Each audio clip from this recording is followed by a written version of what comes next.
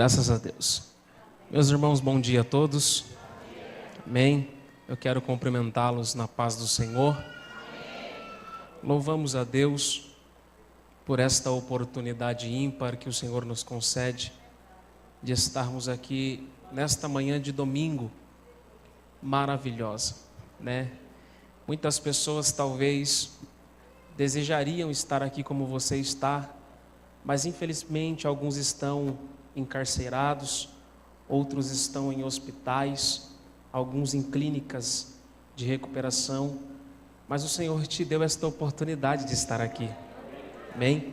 Então você deve a Ele louvores, reverência e adoração ao seu nome, por tudo que Ele tem feito por você e pela sua casa, amém?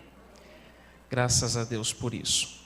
Meus irmãos, eu quero aqui, antes de iniciar a minha fala, apresentar aqui esta noite a minha família que está comigo. Muito obrigado, pastor. Deus abençoe. Está comigo aqui nesta manhã a minha esposa Ana Paula, o meu filho Gustavo e a minha filhinha Ana Luísa. Nós estamos aqui hoje no quarteto, né? Deus nos preparou este momento. Minha esposa prega também, e vira e mexe, ela prega num lugar, eu prego em outro. Mas como é um culto de manhã, daí ela está comigo aqui, mas à noite, é cada um para um lado, pregando o evangelho do reino, e Deus está sendo glorificado. Amém?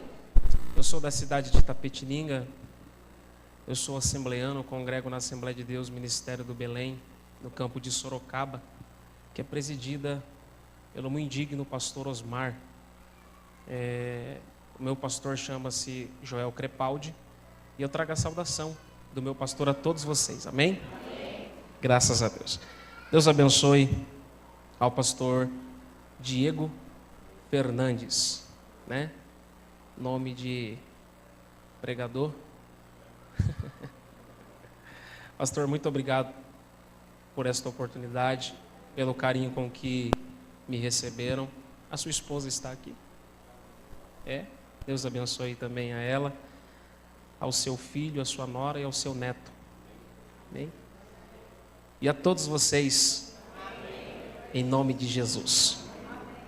Eu quero convidá-lo, por gentileza, a pegar o seu exemplar da Bíblia e abri-lo comigo no Evangelho de Jesus Cristo, segundo escreveu o evangelista Mateus, capítulo 25.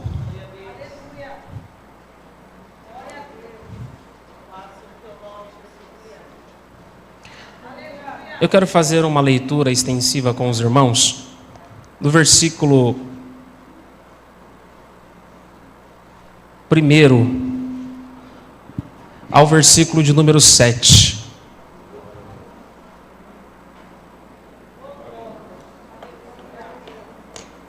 Amém? Então, o reino dos céus será semelhante a 10 virgens, que tomando as suas lâmpadas, saíram ao encontro do noivo. 5 eram insensatas, e 5 eram prudentes. As insensatas, ao tomarem as suas lâmpadas, não levaram azeite consigo em sua vasilha, mas as prudentes levaram azeite em suas vasilhas juntamente com as suas lâmpadas. Demorando o noivo, todas acabaram cochilando e dormindo. Mas à meia-noite ouviu-se um grito: aí vem o noivo, sai-lhe ao encontro. Então todas aquelas virgens se levantaram, prepararam as suas lâmpadas. Amém? Amém? Glória a Deus. Tome seu assento, por gentileza. Por alguns minutos eu quero aqui falar daquilo que o Senhor, nosso Deus, tem dividido conosco. É bem certo que o Senhor, Ele já tem falado com cada um de nós, através dos seus louvores. E é muito bom louvar a Deus, né? Quando você louva a Deus, é a expressão da alegria que você sente em servi-lo. Todo rei que é homenageado pelos seus súditos é homenageado através do louvor. Você não pode dar nada para Deus. O seu dinheiro não serve para Deus. O teu carro não serve para Deus. A tua casa não serve para Deus. Então como é que você presenteia a Deus? Você presenteia a Deus com o seu louvor, né? Então, e por isso, nunca pare de oferecer o seu louvor a Deus. Amém? Eu quero aqui, não posso me esquecer de agradecer ao pastor Marcos, da comunidade Livres em Cristo ali em Itapetininga, que foi o canal para que eu estivesse aqui, né? Inclusive vocês são parecidos, né, pastor? Deus abençoe. Amém, meus irmãos? Meus irmãos, o tema que sugestivamente foi escolhido pelo Espírito Santo de Deus, para que pudéssemos aqui refletir nesta manhã sobre algumas coisas que o Senhor Deus tem preparado para cada um de nós. É um tema, pode-se dizer, muito conhecido por todos. Acredito eu que todo mundo já ouviu falar, sendo cristão e até alguns não cristãos, sobre a segunda vinda do nosso Senhor e Salvador Jesus Cristo. A igreja genuína do Senhor, ela está preparando-se, ou melhor dizendo, ela deve estar preparada para quando ouvir o soar da trombeta, encontrar-se com o seu Senhor nos ares. É para isso que vivemos. É para isso que estamos aqui. Se algum de nós estamos vindo a um culto como este, mas o nosso coração não está desejoso em participar de um culto lá no céu, infelizmente, nós estamos perdendo o nosso tempo. Porque isso aqui nada mais é do que um treinamento para o que vai acontecer ali em cima. Amém? Jesus, ele foi um dos maiores pregadores que já viveu sobre esta terra, e o seu maior sermão sempre foi preparar as pessoas para viver além da terra. E Jesus foi muito questionado com respeito a isso, porque até então ninguém havia pregado sobre isso. E quando ele veio em seus maiores sermões, ele sempre disse que o coração do homem não deve estar ligado nas coisas que são da terra. Porque se o seu coração se liga nas coisas que são da terra, logo o seu sentimento estará ligado às coisas da terra. E ele disse: vocês não precisam preocupar-se em ajuntar tesouro na terra, porque na onde estiver o vosso tesouro também estará o seu, mas preocupem-se em ajuntar um tesouro no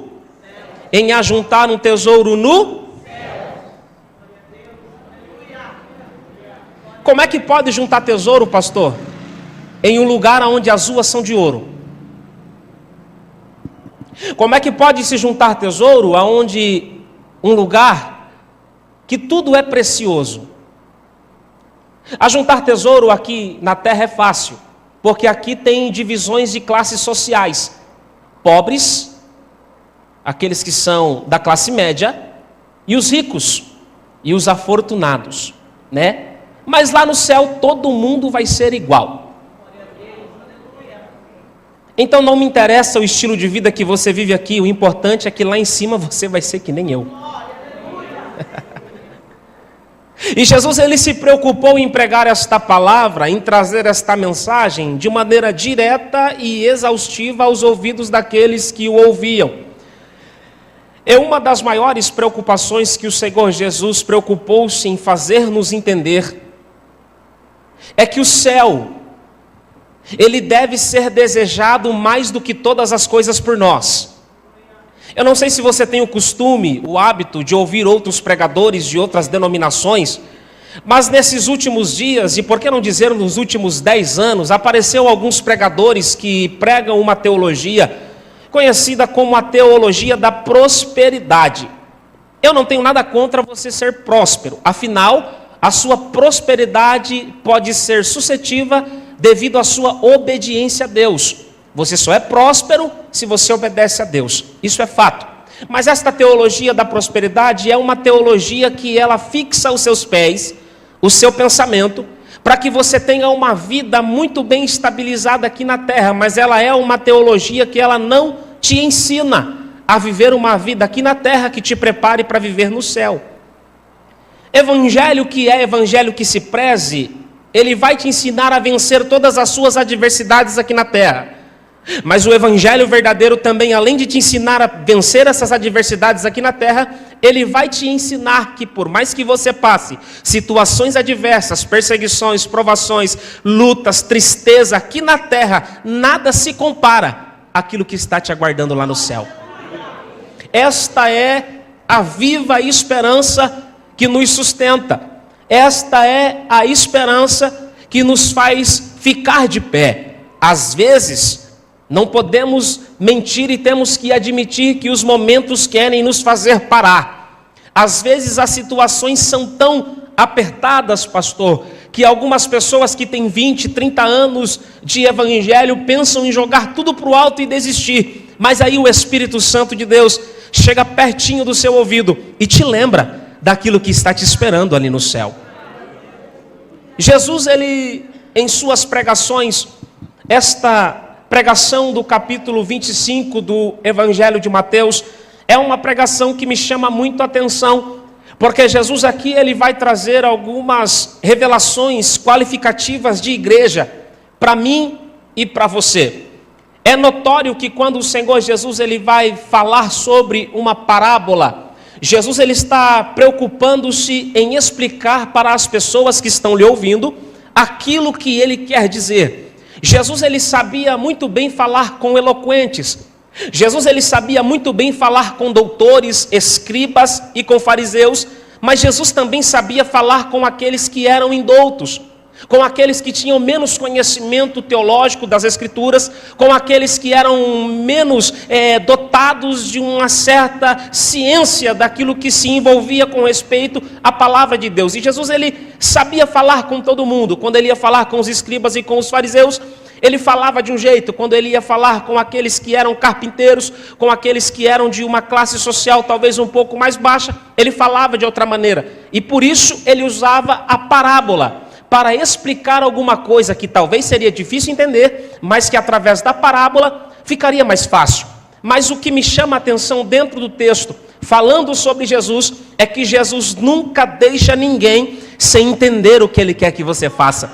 Não importa se você tem 5 faculdades, não me importa se você é graduado em certa teologia, não, isso não interessa para mim e nem para Jesus. O que interessa para Jesus é que você entenda o que ele está falando com você.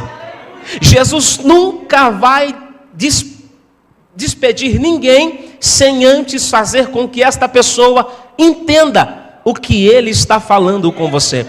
Se você conhece alguém que vem a um culto como este, numa manhã maravilhosa de domingo como esta, e quando esta pessoa sai da porta para fora da igreja, ela olha para você e diz: olha, eu gostei dos louvores, eu gostei do que o pastor falou, mas eu não entendi nada o que ela falou. Talvez esta pessoa estivesse com o seu corpo aqui, mas a sua mentalidade distante daqui. E a sua obrigação é pegar esta pessoa depois e dizer: já que você não entendeu, eu vou te explicar o que aconteceu naquele culto. Eu vou te falar sobre Jesus. Eu vou te explicar o que é Jesus. Jesus nunca deixa ninguém confuso. Ele fala a todos e faz com que todos entendam a sua voz. Amém? Alguém aqui já ouviu a voz de Jesus nesta manhã? Oh, aleluia! Por isso, o Senhor Jesus ele vai contar uma parábola. No capítulo de número 24 do Evangelho de Mateus, Jesus ele vai ser questionado com respeito às coisas que antecederiam a sua segunda vinda.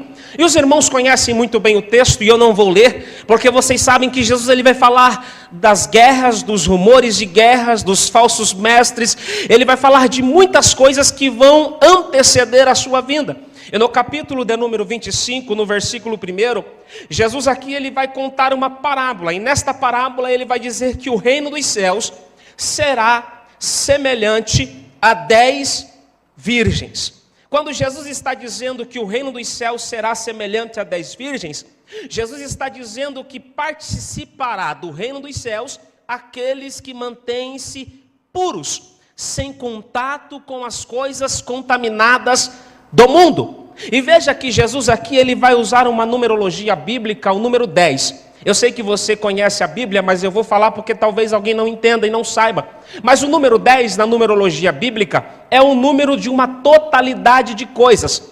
Por exemplo, quando nós olhamos para Moisés no Monte Sinai recebendo a tábua dos 10 mandamentos, a Bíblia vai falar que ele escreveu na tábua 10 mandamentos, mas quando nós olhamos para os preceitos bíblicos judaicos, nós vamos encontrar ali centenas e talvez milhares de leis que envolvem o povo de Israel. Mas Deus, quando deu os 10 mandamentos para que aquele povo cumprisse as leis, Deus estava dizendo indiretamente para eles, dizendo, olha, através desses 10 mandamentos, vocês serão capazes de cumprir toda a lei. E quando Jesus está falando de 10 virgens, ele está falando de uma totalidade de coisas. Ele está falando de uma totalidade, que no texto, o provérbio feminino, vai indicar aqui 10 virgens. E ele vai dizer que o reino dos céus será semelhante a essas 10 virgens. 10 porque é uma totalidade. Virgens significa, ou é um tipo aqui de uma igreja.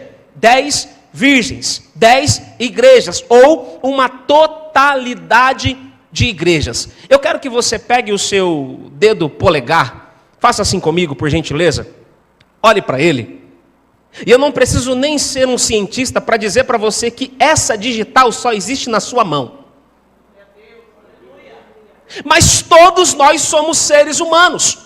Todos nós temos direitos e deveres, mas nenhum de nós que estamos aqui temos a mesma digital. Talvez alguém até se pareça um pouco um com o outro. Por exemplo, o pastor parece muito com o seu irmão, mas ele não é idêntico ao seu irmão. Até os gêmeos que são idênticos têm a sua diferença na sua gênese. Então, nós podemos entender que quando Jesus está falando de uma totalidade de igrejas, Jesus está dizendo que essas igrejas são iguais em alguns aspectos, mas que muitas delas também têm as suas diferenças. E eu quero abrir aqui um parênteses para dizer para vocês que quando nós estamos falando aqui desta parábola, Jesus está falando aqui de um casamento, e o casamento judeu é um casamento muito bem organizado, é um casamento muito bem orquestrado. Então essas virgens aqui eram as amigas da noiva, e essas amigas da noiva, elas tinham ali a incumbência de se vestirem da mesma forma, elas tinham que se preparar da mesma forma, ou seja, a roupa delas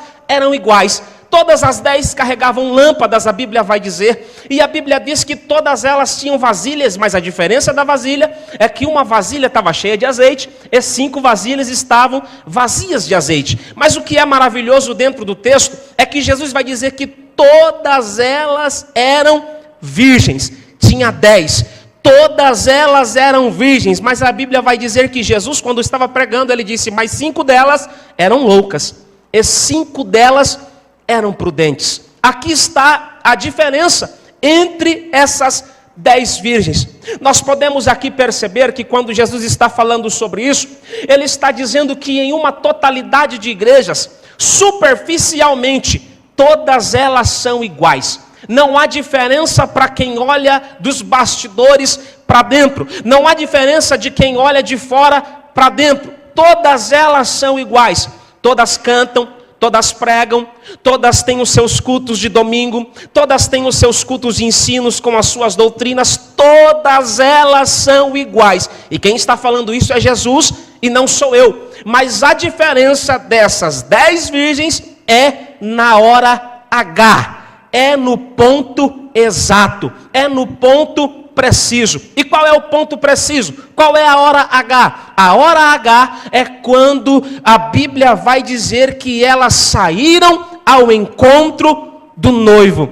Veja que a Bíblia, ela vai dizer de maneira bastante concreta e bastante direta, que essas 5 virgens prudentes levaram azeite consigo em suas vasilhas, mas as insensatas não se preocuparam em levar azeite reserva consigo. O que é maravilhoso dentro do texto é que a Bíblia vai dizer que em um determinado momento da sua caminhada, a Bíblia diz que elas entraram em um estado de sono. Elas cochilaram e a Bíblia vai dizer que todas elas adormeceram. Quando a Bíblia vai falar sobre este contexto, nós podemos entender direta ou indiretamente que todas as virgens dormiram. Todas elas entraram em um estado de sono. Este sono que veio sobre elas permitiu que elas talvez tivessem um momento de descanso.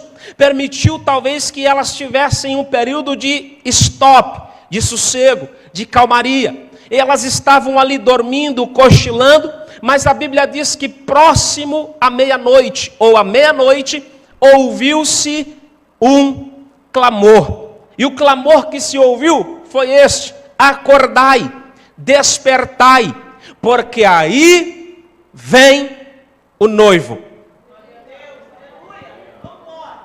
Todas estavam dormindo, todas estavam vestidas exatamente iguais, todas estavam indo em direção ao mesmo objetivo, que era o encontro com o noivo. Mas a Bíblia diz que todas elas adormeceram, mas na última hora, porque meia-noite fala da última hora, a última hora do dia, meia-noite. A Bíblia diz que na última hora ouviu-se um clamor, dizendo: aí vem o noivo, sai-lhes ao encontro. Isso aqui está falando de um novo começo. Isso aqui está falando de um reinício. Isso aqui está falando de uma nova partida, de um novo recomeço. Mas a Bíblia vai dizer que neste novo recomeço, algo inesperado aconteceu. E o que foi que aconteceu? As 5 virgens que eram prudentes, a Bíblia vai dizer que elas saíram ao encontro do noivo e que elas estavam preparadas com as suas vasilhas cheias de azeite reserva. Mas as virgens que eram consideradas como as loucas, elas saíram também, mas só que na sua caminhada elas se esqueceram de abastecer as suas vasilhas com azeite reserva. O ponto predominante aqui dentro do texto, nós vamos entender que é o azeite. Por quê? Porque a Bíblia diz que aquelas que tinham azeite mantiveram as suas lâmpadas.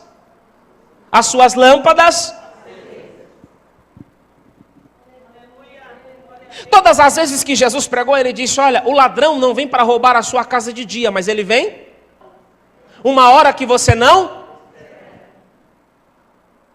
Alguém aqui já fez alguma trilha no meio de uma mata? Aqui em São Paulo acho que não tem, mas lá no interior tem bastante trilha no meio da mata.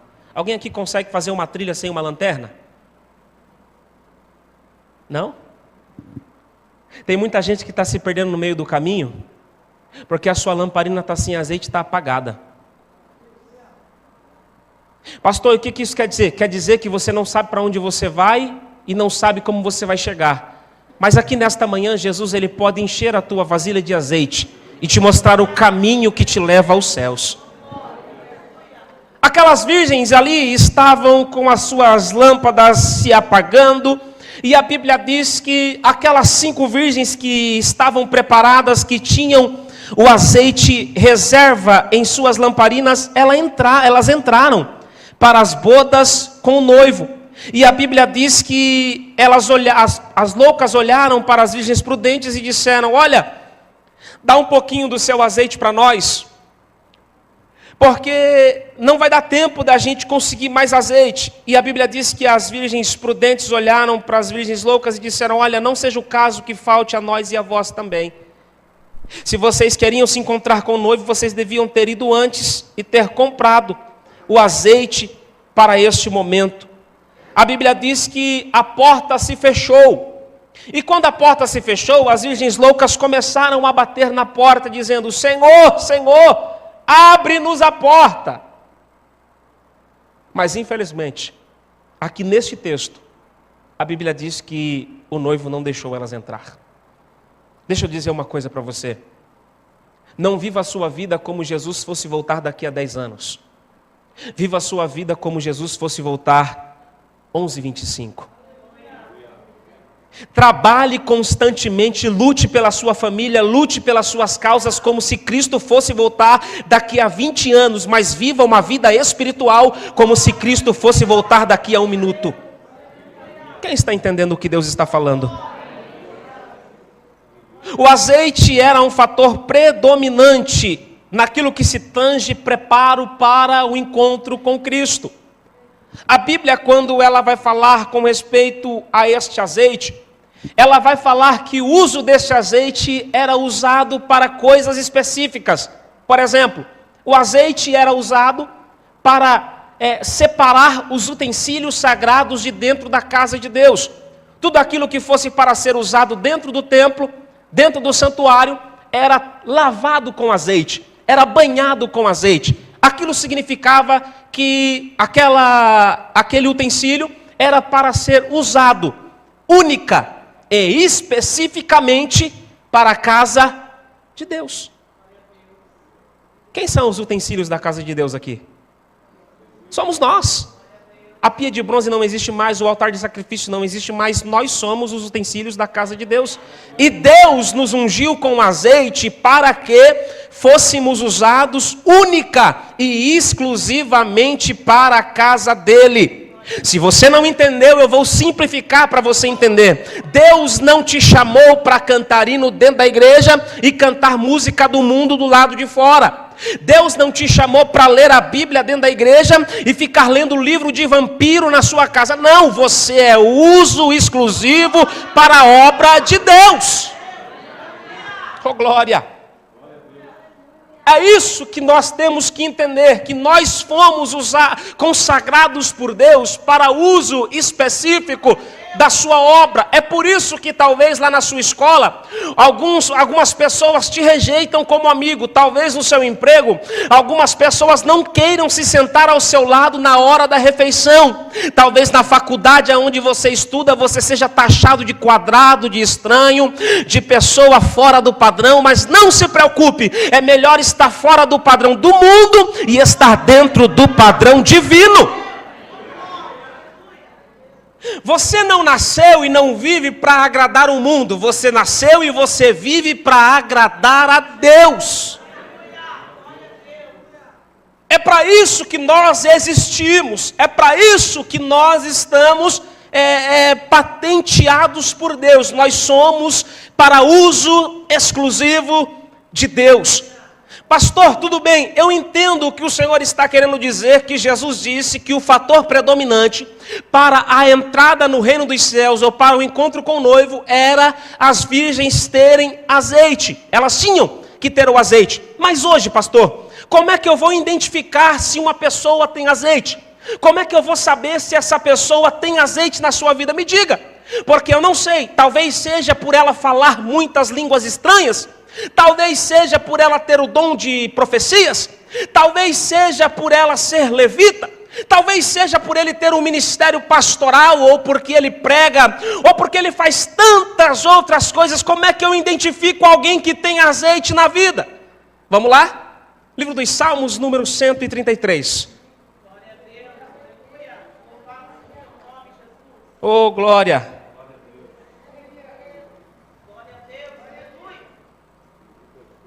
A Bíblia vai dizer, este salmo é muito conhecido, quando nós vamos fazer alguma confraternização, quando nós vamos fazer aí um momento festivo, nós gostamos de recitar esse salmo, que é o salmo de número 133, que diz assim: é muito bom e é muito suave que os irmãos vivam em?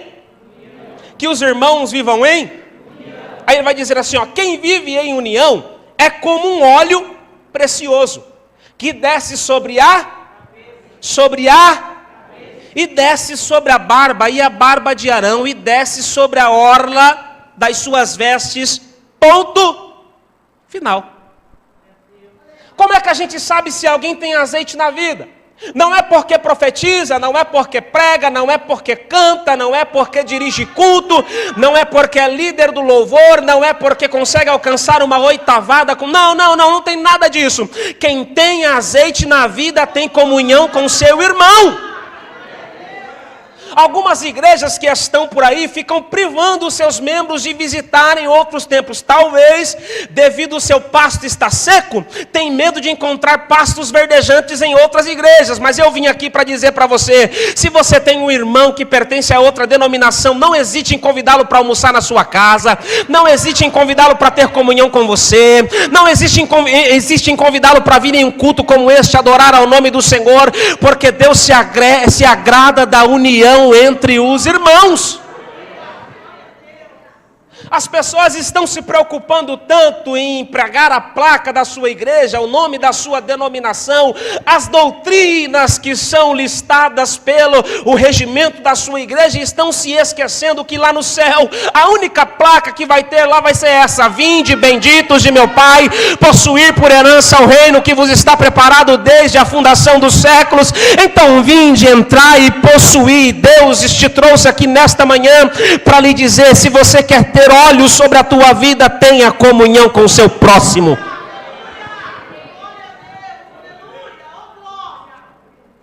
Tem algumas pessoas que é difícil ter comunhão, né? Sabe aquela pessoa que você chega perto dele e ele não consegue falar nada de Deus? Ele vem para a igreja, participa, talvez até toma ceia, mas quando você vai conversar com ele, só sai o que não presta. Só sai o que não deve. A boca dele é mais suja do que a boca do mundano. Ele sabe mais piadinha do que aquele que escreveu um livro de piada, nem sei o nome dele. Ari, né? Ele sabe mais piada do que o Ari. E as piadas dele é mais porca do que a piada do Ari. Tem azeite na vida? Mas como é que você vai ter comunhão com um cara desse? Como é que você vai ter comunhão com uma irmã dessa, que conversa com você, só sabe falar da Fátima Bernardes, só sabe falar não sei do que, nunca fala da Bíblia, só fala das coisas que agradam os terrenos. É por isso que Jesus disse, vocês devem tolerar, suportar os fracos. Você sabia que o azeite ele é diferente do óleo? Por quê? O óleo, quando você coloca ele na salada, talvez ele até exale algum cheiro, mas o cheiro que permanece é o cheiro da salada. Óleo não muda cheiro de nada. Óleo não tem essa influência sobre nada, mas o azeite... Quem gosta de comer salada com azeite? Convida eu que eu também gosto. Quando você põe azeite na salada, o gosto da salada muda. Qualquer coisa que você coloca, faz o teste. Coloca uma azeitona dentro de um vidro de óleo. A minha sogra faz isso. Ela pega o vidro de óleo e coloca a azeitona dentro. Quando a gente vai comer a salada, está com gosto de azeite. Porque o gosto da azeitona passou para o óleo. É isso que você tem que fazer, está entendendo? Tem uns camaradas que é só gordura, mas o cheiro do teu azeite tem que ser transmitido para essas pessoas. Ô glória, quem está entendendo o que Deus está falando? Amém? Então, um dos fatores predominantes é que o azeite deve estar constante na nossa vida. Se não temos comunhão, não temos azeite. E tem alguns camaradas, me perdoe a expressão, que são um pouco imbecis. Que eles acham, pastor, porque falam em línguas, ou porque pregam, ou porque cantam, são melhores do que outras pessoas. E isso, irmão, não é fator de julgamento para nada. Porque a Bíblia diz que nos últimos dias apareceriam muitos falsos mestres e que enganariam muitos, até alguns escolhidos seriam enganados. Então, o que eu falo aqui, o que se canta aqui, talvez possa ser um momento, mas o que vai reger a sua vida espiritual mesmo é se você tem comunhão com o teu próximo. É isso. nós temos que ter comunhão uns com os outros. Isso é um fator predominante. E quando o livro dos Salmos vai falar sobre esse óleo precioso, a Bíblia vai dizer que é muito bom, que é muito suave, que os irmãos vivem em união. E no versículo 2 ele vai dizer assim: quem vive em união é como um óleo precioso que desce sobre a cabeça.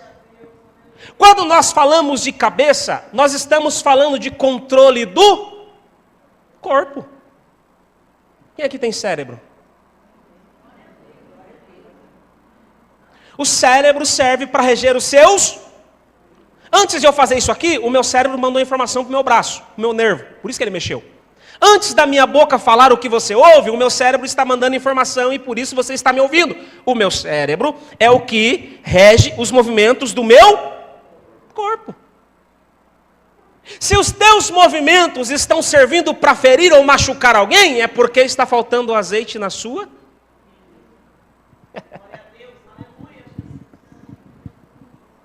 Alguém aqui já ouviu falar da parábola do bom samaritano?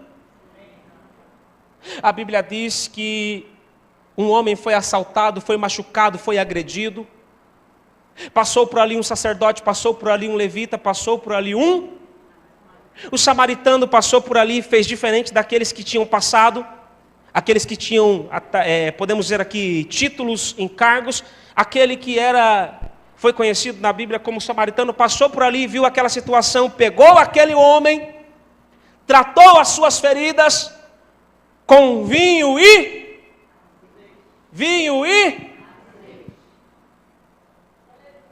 Pastor, quem tem azeite na vida não tem tempo para machucar ninguém. Quem tem azeite na vida não tem tempo para ficar falando mal da vida dos outros.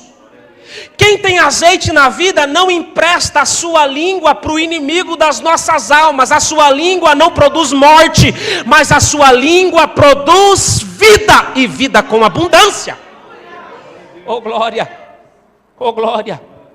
É por isso que nós conseguimos identificar algumas pessoas que têm azeite na vida através daquilo que ela fala. Se alguém se aproxima de você e só sabe falar mal da vida dos outros, só sabe vir com fofoquinhas indecentes em sua direção, tenha certeza, esta pessoa não tem azeite na vida. Mas quando alguém vem falar para você alguma coisa com respeito à vida destas pessoas, você olha para ele e você diz: olha, eu tenho azeite na minha vida, é melhor nós orarmos pela vida de fulano, de cicrano, para que Deus os ajude a vencer esta situação. Não empreste os seus ouvidos para quem não tem azeite. Você está entendendo o que Deus está falando? A sua vida é um remanescente que serve para gerar vidas e não morte. O bom samaritano tratou as feridas do moço, levou para uma estalagem, pagou todas as suas despesas, mas o que é mais importante, além de tudo isso, é que ele não deixou feridas abertas. Ele não deixou feridas prontas para serem inflamadas e causar mais danos. Ele deu um jeito de cicatrizar todas as feridas. Deixa eu perguntar para você, não precisa me responder, é uma pergunta retórica. Na sua caminhada, talvez você não andou ferindo alguém por aí? Talvez com seu filho, com seu pai, com a sua mãe, talvez com o seu amigo, com o seu irmão, você não andou falando algumas coisas que deixou uma ferida aberta? Eu tenho uma notícia para te dizer. Se você foi o responsável pela abertura da ferida, Deus está te dando autoridade para ser o responsável pela cicatrização dela. Amém? Quem está entendendo o que Deus está falando? É isso. Então o fator predominante que nós encontramos aqui dentro do texto, ele chama-se azeite. O azeite é aquilo que vai determinar aquelas que estão aptas e aquelas que estão despreparadas para entrar para o encontro com o noivo. Olhando para dentro do texto bíblico, através de um contexto um pouco até talvez superficial, então nós poderíamos dizer aqui que todos nós devemos ter azeite. Um homem chamado Salomão, ele escreveu no livro de Eclesiastes, se eu não me engano, capítulo 9, versículo 11. E ele disse assim: em todo tempo sejam alvas as tuas. Capítulo 9, versículo 8, perdão. Em todo tempo sejam alvas as tuas. As tuas. As tuas. E nunca falte o sobre a sua.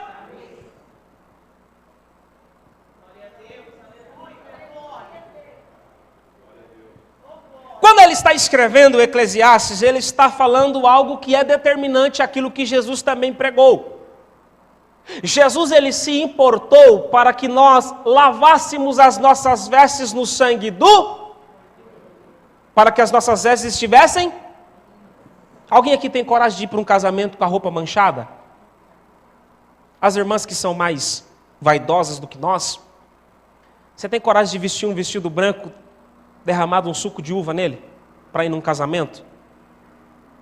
Você não vai, né? Por quê? Além de você passar um mico, né, uma vergonha, é completamente desproporcional para a ocasião. Então quando você vai se preparar, o que você faz? Você pega o vestido, tem irmãs que nem arrisca passar, manda para a lavanderia, manda lavada, e ali passa, vem prontinho para você chegar, vestir e ir para o casamento. É assim que você se prepara, não é?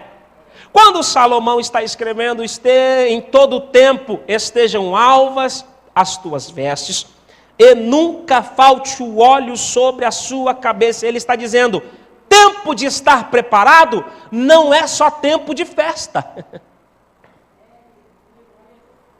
Porque tem gente, pastor, que só tem veste branca em datas especiais. Tem gente que a veste dele só é branca na ceia. Tem gente que a veste dele só é branca no congresso. Tem gente que a veste dele só é branca em determinadas... Tem gente que a veste dele só está branca quando ele está doente. Que ele está com medo de Jesus voltar para ele. Ele se santifica. E quando ele está escrevendo, ele vai dizer, olha, em todo tempo estejam alvas as tuas. Ou seja, todo dia acordou, veste branca. Foi almoçar, veste branca. No computador, veste branca, veste branca, veste branca. Que tempo é esse que ele está falando? Vamos abrir a Bíblia, por gentileza?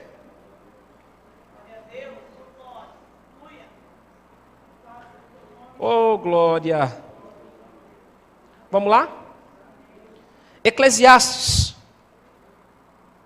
capítulo 3.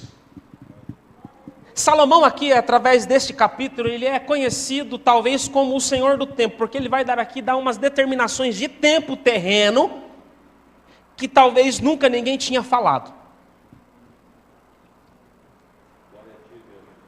Escute, e olha o que ele vai dizer. Tudo tem o seu tempo determinado. E há tempo para todo o propósito debaixo dos céus.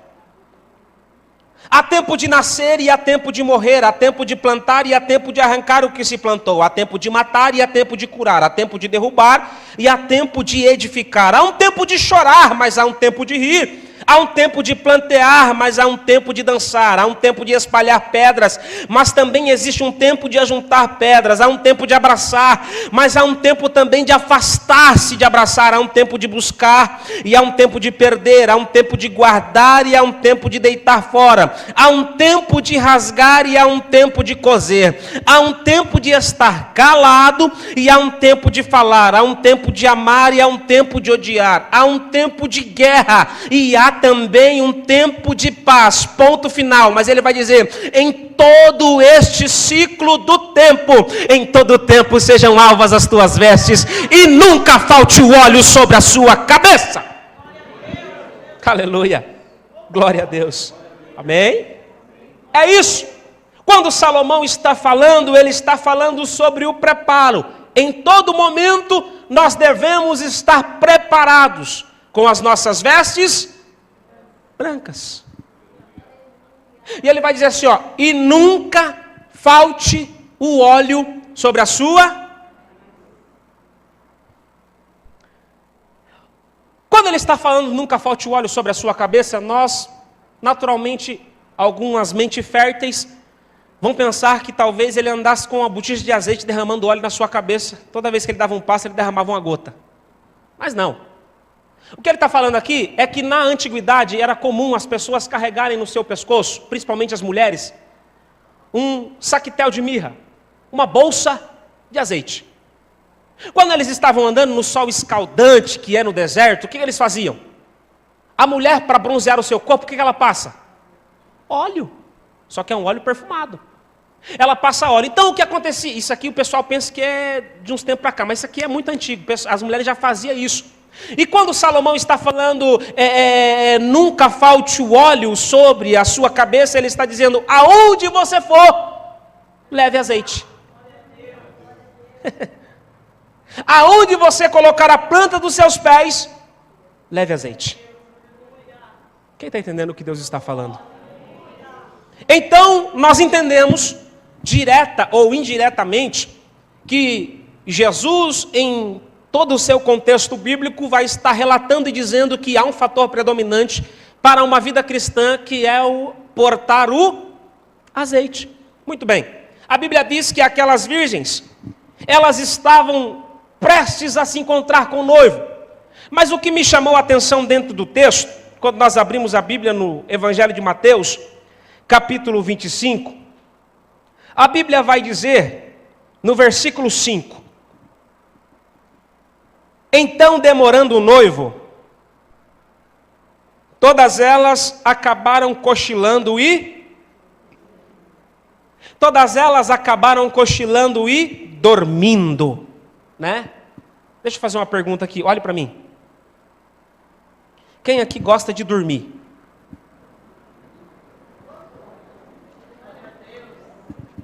É bom ou não é? Tem gente que dorme até demais, né? Perde a hora do culto de domingo. Deixa para outra pregação essa, né, pastor? Então, dormir é muito bom, sim ou não? Cientificamente, a melhor maneira de sermos curados de qualquer enfermidade é o descanso. O descanso faz a nossa saúde ser restaurada. É por isso que é muito bom, é excelente termos um sono perfeito, uma noite tranquila de sono. Hoje em dia algumas pessoas eles trocam a noite pelo dia, né?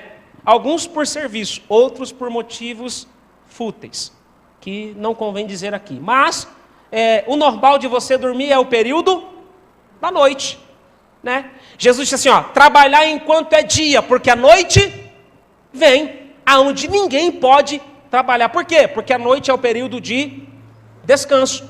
A Bíblia vai falar aqui que todas as 10 virgens cochilaram e dormiram. Todas. Não foram 9, não foram 5, foram todas. Aqui Jesus está igualando todas elas. E olha o que é maravilhoso. Jesus aqui ele vai dizer o seguinte: antes de elas dormirem, elas cochilaram. Todo mundo aqui tem essa fase na sua vida. Você chega cansado do serviço lá da metalúrgica, onde você trabalha, aquele calor escaldante, o patrão na sua orelha, você não está conseguindo chegar na meta que ele lhe propôs, e você está lá, você chega 4 horas da tarde no serviço, alguns 5, outros 6, a primeira coisa que você faz é tirar a bota. Se a sua mulher não for muito cri-cri, você não precisa lavar o pé, mas se ela for, você vai ter que tomar um banho, para depois você deitar no sofá. A primeira coisa que você deita no sofá, não adianta falar que não, você liga a televisão, quando o cara está falando a 15ª palavra, você já está no 13º sono. Só que antes de você dormir, você começa a cochilar. Todo mundo antes do sono, do êxtase, chamado dentro da ciência êxtase do sono, todo mundo antes de chegar nessa fase, ele começa a cochilando. Começa cochilando. Nós vamos aqui entender algumas coisas que são determinantes aqui nesta manhã para que você entenda qual é o meu objetivo de falar tudo isso a você. Escute, existem algumas enfermidades dentro da área do sono que estão afetando as nossas igrejas e muitas pessoas não estão percebendo. Eu vou falar a primeira, Quem aqui já ouviu falar sobre uma enfermidade do sono chamada lagoftalmia? Alguém já ouviu dizer?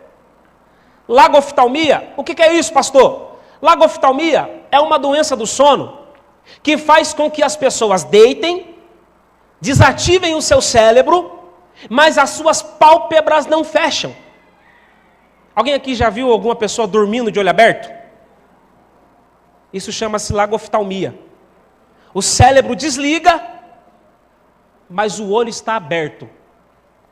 Pastor, o que isso tem a ver com a igreja? É muito simples. Tem muita gente que está com essa enfermidade espiritual. Parece que está acordado, mas está dormindo. Quem olha para você, normalmente acha que você está despertado, acha que você está acordado, acha que você está pronto para a batalha, mas sabemos, eu e você, que na verdade você está dormindo. Lagoftalmia te faz dar uma impressão daquilo que é, mas na verdade não é. Você está aparentemente acordado, mas o teu subconsciente está desativado, está completamente adormecido. E Deus me trouxe aqui esta manhã para dizer para você, a tua vida não será uma vida de aparências. Você não vai ter mais aparência de quem está acordado, estando dormindo. Mas hoje, pela manhã, o Espírito Santo de Deus vai bradar aos teus ouvidos e dizer, desperta, porque Ele te chama. Como é que a gente consegue identificar pessoas que estão acordadas, que estão dormindo, mas parece que estão acordadas? É muito simples. Você convida ele para o evangelismo, pastor? Na hora, irmão, ele arruma 600 serviços para fazer. Pastor, vai chegar fulano de tal lá em casa, vai acontecer isso na minha família, é aniversário do meu sobrinho, é não sei o que da minha mulher, não interessa. Parece que está acordado, mas na verdade está dormindo. Você convida ele e ela para vir aqui 1 hora antes do culto para orar, para interceder a Deus pelas vidas que vão entrar aqui, com certeza elas vão aceitar a Jesus. Você convida para vir? Vem só o pastor, o pai, o filho e o Espírito Santo. Parece que está acordado, mas na verdade, conhece alguém que é assim? Não precisa apontar, nem olha para ele, hein, pelo amor de Deus. Seja discreto. Lagoftalmia, é isso. Existe uma outra doença do sono. Essa doença é determinada como sonambulismo. Quem aqui já ouviu falar de sonambulismo? Tem algum sonâmbulo aqui? Você não sabe se você é. Levante a mão se alguém sabe de alguém que é sonâmbulo aqui. O irmão ali sabe de alguém. Tem mais alguém? Conhece? Não fala quem é, hein? Senão depois. Conhece? O que é o sonambulismo? O sonambulismo, ele faz você tomar iniciativas, atitudes, que aparentemente no seu subconsciente você está fazendo o que é certo. Mas para quem está olhando o que você está fazendo, esta pessoa, em algumas ocasiões, sabe que você está fazendo errado. A minha mãe me contou a história de um cidadão, eu não sei qual grau de parentesco ele tem comigo, mas eu sei que ele sofria com esse sonambulismo. E vira e mexe ele sonhava, lá no Ceará, as pessoas dormem em rede.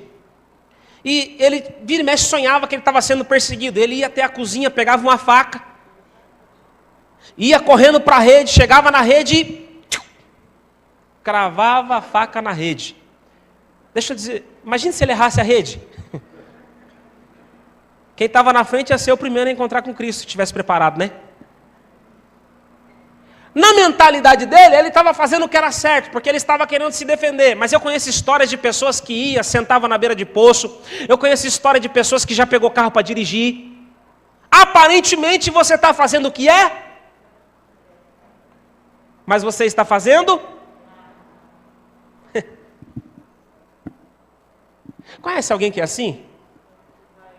Está fazendo tudo o que é errado, mas na mentalidade dele está certo? Mentalidade cauterizada. Porque antigamente, pastor, eu tenho 28 anos e há 28 anos eu sirvo a Deus, mas antigamente o negócio era mais diferente de hoje. Porque hoje em dia, alguns pastores por aí, eles gostam de pregar aquilo que é fácil, de pregar aquilo que é aprazível, de pregar aquilo que agrada, de pregar aquilo que massageia o ego.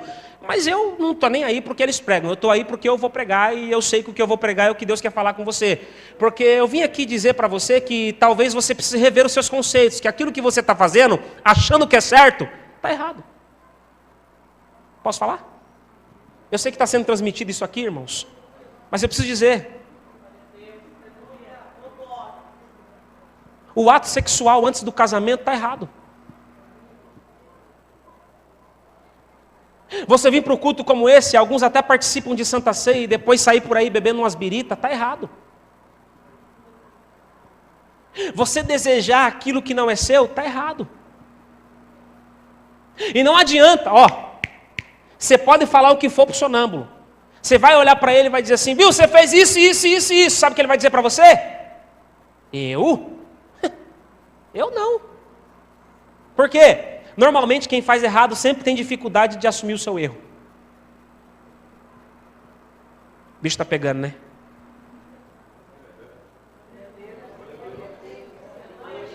Mas o que a gente precisa entender é que nós fomos chamados para andar pelo certo. Existe só um caminho e nós só alcançaremos o céu por esta porta. A outra porta vai te levar para o inferno, mas esta porta, ela vai te levar para o céu. Não se iluda. Se você tem uma consciência de que o que você está fazendo está errado, volte para o caminho certo.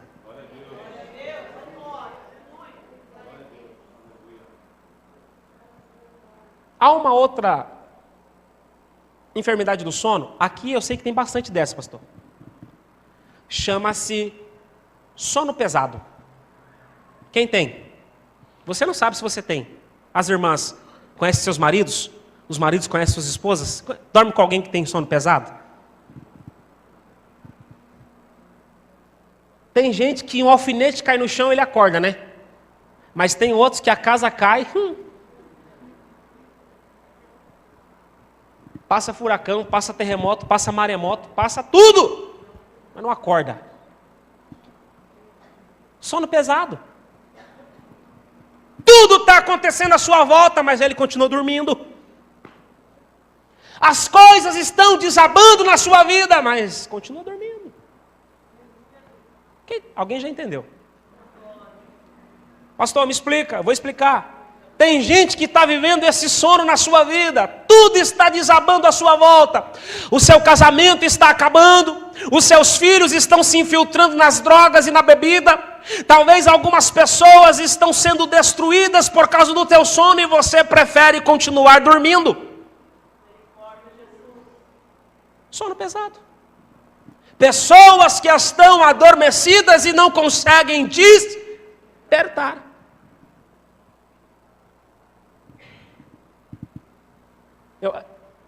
Você conhece alguém que está assim? Sempre tem alguns desses do nosso lado, pastor. As coisas estão tudo indo por água abaixo, mas as pessoas se recusam a abrir os seus olhos. Esse sono chama-se sono pesado. Amém? Vamos continuar? Tenho mais 5 minutos. Deixa eu dizer para você. O sono é bom.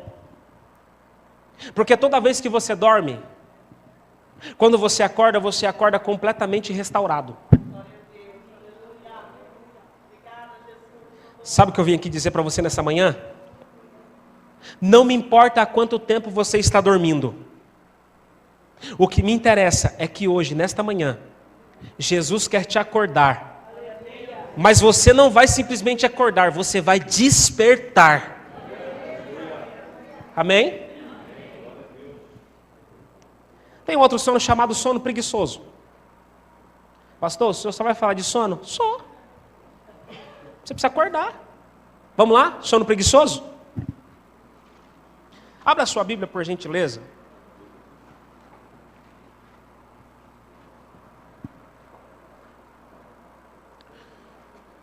A Bíblia, ela vai falar na carta aos Efésios, capítulo 5, versículo 14.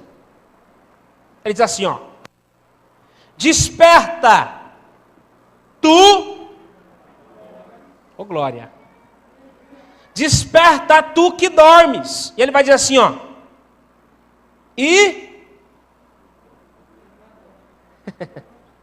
levanta-te. Porque só estar acordado não basta. Estar acordado significa que você está vendo tudo o que está acontecendo. Estar acordado significa que as coisas aparentemente estão sob controle, mas tem muita gente que está acordado, mas ainda está prostrado.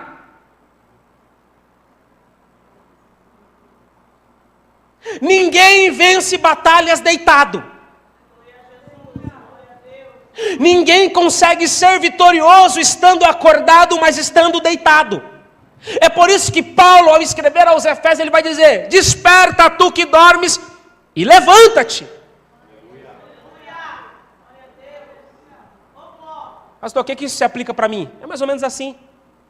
Você está vendo que algumas pessoas estão indo ralo abaixo em direção ao inferno? E você fica assim, ó. Você está acordado, está vendo tudo o que está acontecendo, mas não move uma palha. Me perdoe a expressão dizer, mas ô crente ruim, que tem coragem de ver a desgraça dos outros e não tem coragem de estender a mão para os outros. E eu vou falar, pastor, que tem alguns crentes que vê os outros lá, além de não ajudar a mão, ainda coloca o pé para empurrar para baixo. Você está vendo que tudo está indo por água abaixo, sendo destruído, e você continua deitado. Eu vou te convidar para ficar de pé. Fica de pé.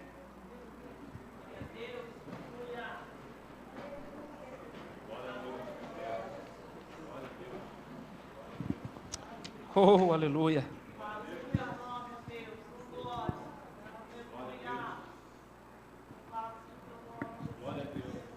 Escute.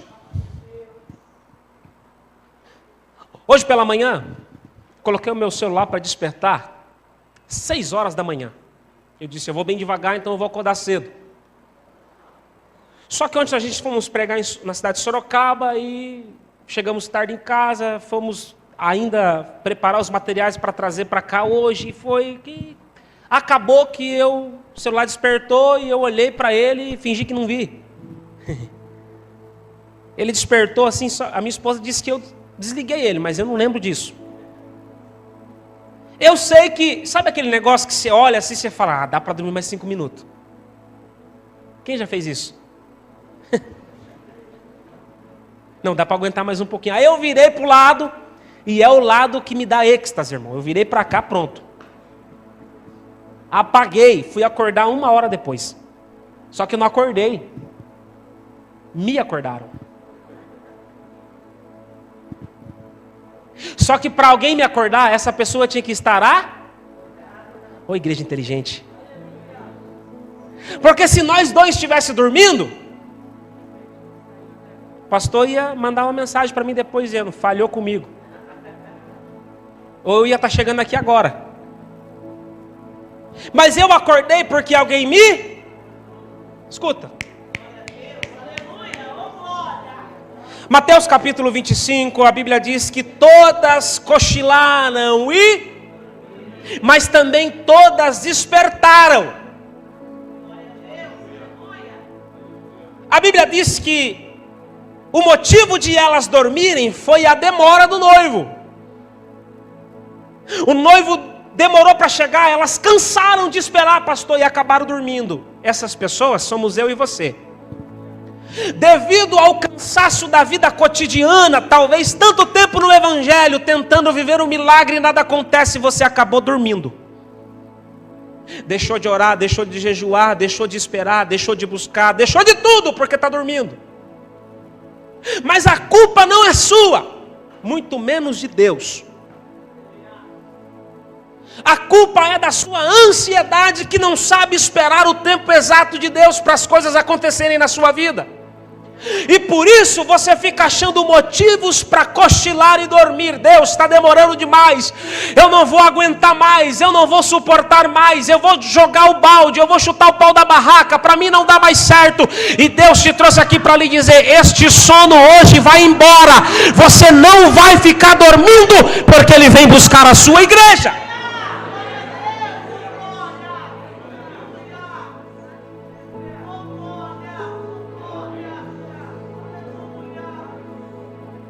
Às vezes o sono te pega de surpresa. Eu tinha marcado aqui, eu tenho um problema mais ou menos sério. Eu não consigo lembrar o nome das coisas, de pessoas menos ainda. E eu marquei ali o nome de uma enfermidade, isso aqui fugiu da minha memória e eu perdi o papel. Mas tem uma enfermidade dentro do sono que ela é mais ou menos assim. A pessoa está andando normal, pastor. Do nada, essa pessoa dorme. Tem um pastor lá em Tapetininga, inclusive o nome da igreja dele é parecido com a do senhor. O nome da igreja dele é Mais Vida em Cristo. E esse pastor, ele teve essa enfermidade. É um distúrbio do sono que as pessoas estão normais e do nada elas desativam. E ele estava num carro, pastor, a uns 100 por hora, 120 por hora. E ele dormiu, do nada. Estava ele, o neto, o carro capotou. Não aconteceu nada com ninguém. Deus guardou todo mundo. Mas foi um sono inesperado. Foi um sono sem preparo de hora para você descansar. Porque cá entre nós, quem aqui consegue lembrar a hora que dorme? Você consegue lembrar a hora que você acorda. Você olha para o relógio, 7 horas, o pastor está me esperando, tem que ir. Mas ninguém consegue lembrar da hora que dorme, né? Só que quando você se prepara para o sono, ele te pega de surpresa. Só que você não é culpado disso. Essa enfermidade são pessoas que não são culpadas por isso. É uma enfermidade que te rouba. É uma enfermidade que te toma. Você dormiu sem querer. Tem gente que está aqui hoje que está assim, pastor. Está dormindo, mas não porque quer. Está dormindo porque aconteceu. Aos poucos você foi deixando de orar. Aos poucos você foi deixando de ler a Bíblia. Aos poucos você foi deixando de colocar hinos no celular, de ouvir louvores enquanto você ia dirigindo para o trabalho. Aos poucos você foi desativando. E agora você dormiu. Mas hoje tem uma voz que está clamando dentro do seu coração que não é a minha. Não é a voz do pastor Moisés, não é a pregação do... Não é nada de mim, mas quem está clamando dentro do teu coração é a voz do Espírito Santo de Deus. Ele está lhe dizendo: eu preciso de você acordado, eu preciso de você despertado, eu preciso de você de pé.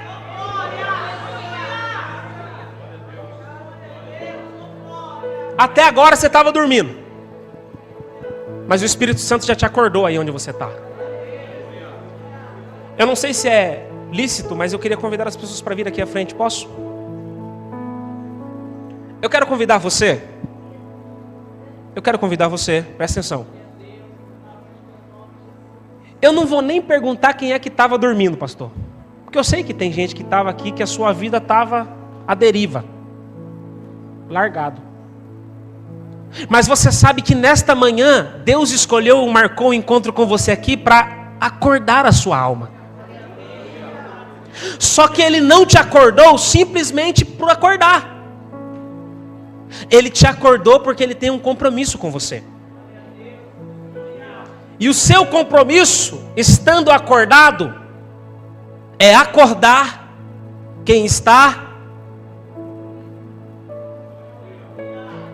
Eu não quero emoção, eu não quero sensacionalismo, não, eu não quero isso. Eu quero aqui pessoas que realmente estão dispostas a emprestar a sua vida para que Deus possa acordar outras pessoas através de você. Eu quero que você venha aqui na frente, em nome de Jesus. Deus quer te usar para despertar vidas aonde você mora. Deus quer te usar para despertar vidas dentro da sua casa. Deus quer te usar para despertar vidas na cidade aonde você mora. Deus quer te usar para despertar pessoas.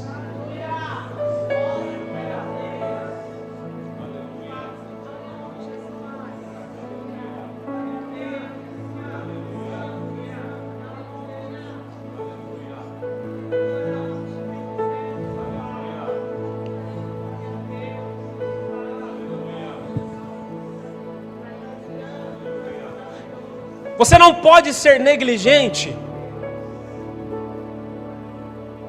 com esta oportunidade única e ímpar que Deus está te dando de ser usado por Ele, para que através de você pessoas possam encontrar o norte que leva para o céu. É através de você que Deus quer mudar a história daquele teu vizinho beberrão. É através de você que Deus quer mudar a história da vida de alguém, talvez de dentro da sua casa, que está envolvido nas drogas, no mundo da prostituição, no mundo do alcoolismo. É através de você que Deus quer despertar essas vidas. Através de você. Através de você. Oh, aleluia.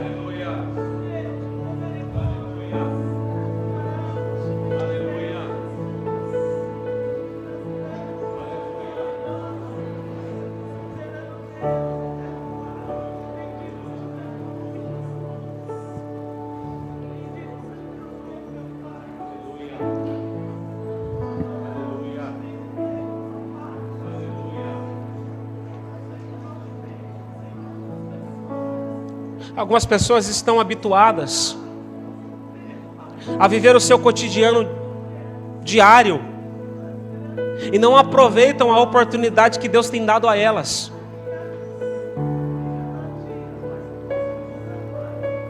Escuta. Sabe aquela pessoa que senta do seu lado no ônibus para ir para o emprego, para o trabalho? Sabe aquele amigo que vai de carona com você para algum lugar? Deixa eu dizer uma coisa para você. Aquela pessoa é o seu galardão. O seu galardão não é por templo construído, não é por dízimo, não é por oferta. O seu galardão não é por obras de assistência social. Não, o seu galardão são pelas pessoas que você leva a Cristo.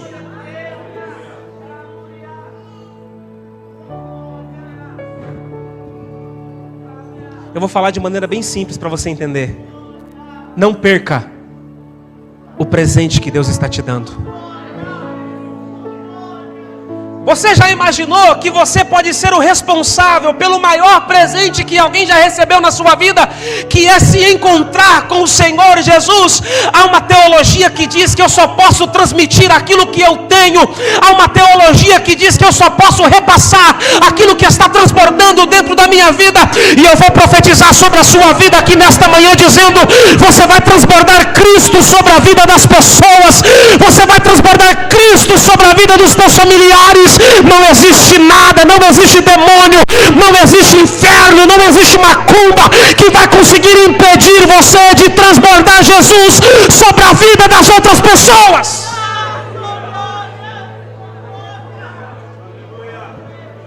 Oricandasya laia shomindandabia canchon nevasya.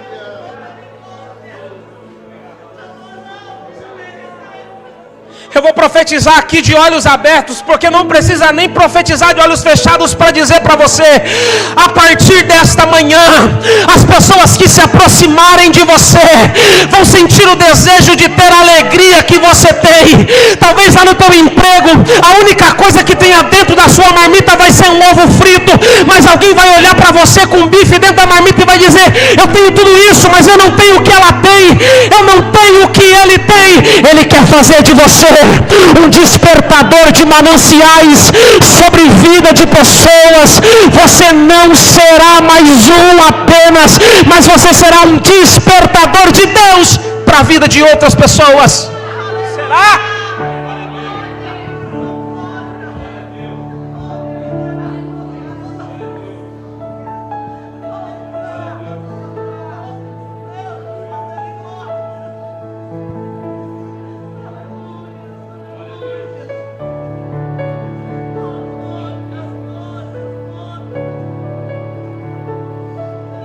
Alguém aqui usa despertador para acordar? Alguém aqui coloca o despertador em cima do telhado? O despertador fica onde?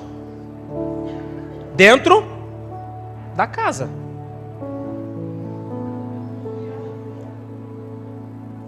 O primeiro lugar que Deus vai te usar para acontecer um despertamento, já entendeu, né? É dentro da sua casa.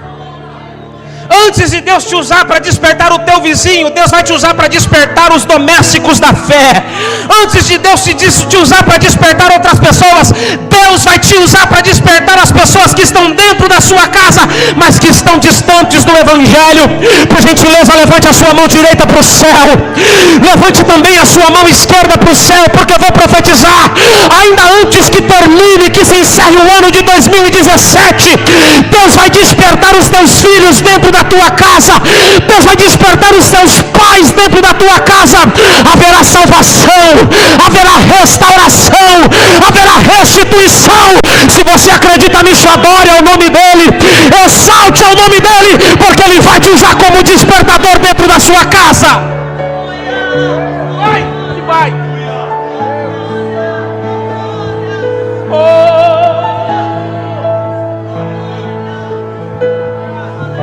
Espírito Santo, há uma presença nos envolvendo da glória do Senhor sobre nós aqui nesta manhã. Nós não poderíamos deixar de reverenciar a Ele, porque Ele é o despertador da nossa alma. É Ele quem nos sustenta, é Ele quem nos levanta, é Ele quem nos usa.